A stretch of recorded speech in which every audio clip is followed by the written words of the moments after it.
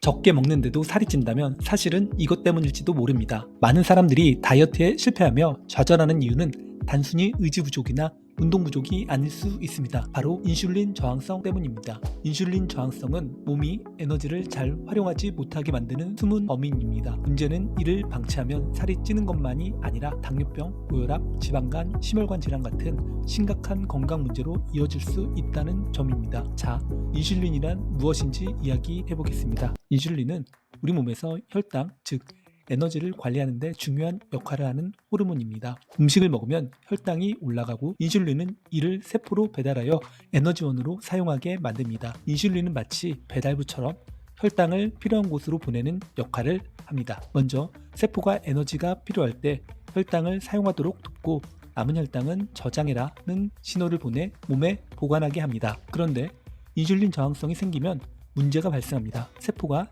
인슐린의 신호를 무시하기 시작하면서 혈당을 받아들이지 않기 때문입니다. 세포가 더는 필요 없어 하고 문을 닫아버리면 혈당은 세포로 들어가지 못하고 혈액 속에 쌓이게 됩니다. 몸은 이를 해결하기 위해 더 많은 인슐린을 분비하지만 세포는 여전히 혈당을 받아들이지 않습니다. 이때 인슐린은 배달이 안 되니 남은 혈당을 지방으로 바꿔 라는 신호를 보내며 살이 찌는 악순환이 시작됩니다. 바로 이것이 인슐린 저항성입니다. 다이어트의 실패를 초래하는 이유입니다. 그렇다면 왜 인슐린 저항성이 생길까요? 첫 번째 이유는 내장 지방입니다. 내장 지방은 단순히 체중 문제를 넘어 염증 물질을 분비합니다. 이 염증 물질이 세포를 둔감하게 만들면서 세포는 인슐린의 신호를 무시하기 시작합니다. 내장 지방이 많을수록 인슐린 저항성은 더 심해지죠. 두 번째는 단 음식과 정제된 탄수화물을 과도하게 섭취하는 것입니다. 설탕이 많은 간식, 흰쌀밥, 빵 같은 음식은 혈당을 급격히 올립니다.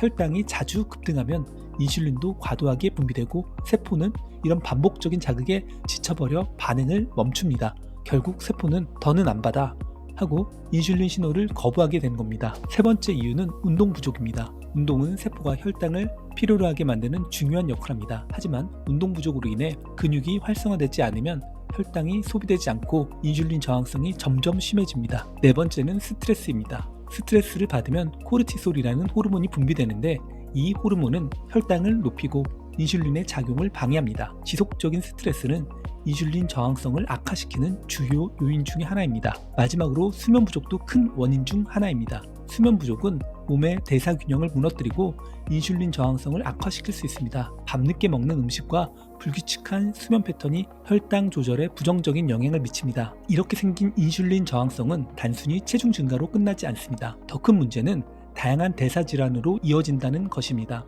예를 들어 당뇨병의 주된 원인이 바로 인슐린 저항성입니다. 췌장이 더 이상 충분한 인슐린을 분비하지 못하면 혈당 조절 능력을 잃게 되면서 제2형 당뇨병으로 이어질 수 있습니다. 또 인슐린이 남은 혈당을 지방으로 전환하는 과정에서 간에 지방이 축적되어 지방간이 발생할 수도 있습니다. 게다가 인슐린 저항성은 혈당 건강을 악화시켜 고혈압, 심장질환, 동맥경화 같은 심혈관 질환의 위험을 높입니다. 이런 과정이 지속되면 몸의 염증 수준이 높아지고 이는 다양한 만성 질환으로 이어질 가능성이 큽니다. 하지만 희소식이 있습니다.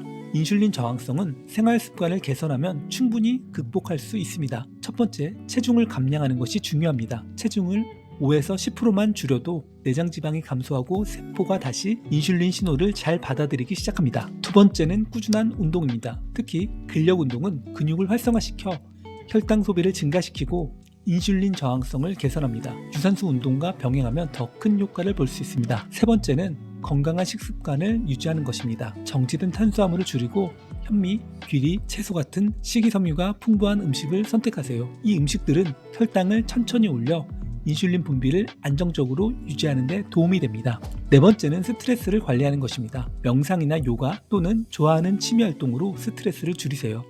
코르티솔 수치를 낮추면 인슐린 저항성을 완화시킬 수 있습니다. 마지막으로 충분한 수면이 중요합니다. 하루 7, 8시간의 질 좋은 수면을 유지하면 몸의 대사가 안정되고 인슐린 저항성을 개선할 수 있습니다. 결론적으로 인슐린 저항성은 적게 먹고도 살이 찌는 이유 중 하나일 수 있습니다. 이 문제는 단순히 체중 문제에 그치지 않고 건강 전반에 영향을 미치는 중요한 요소입니다.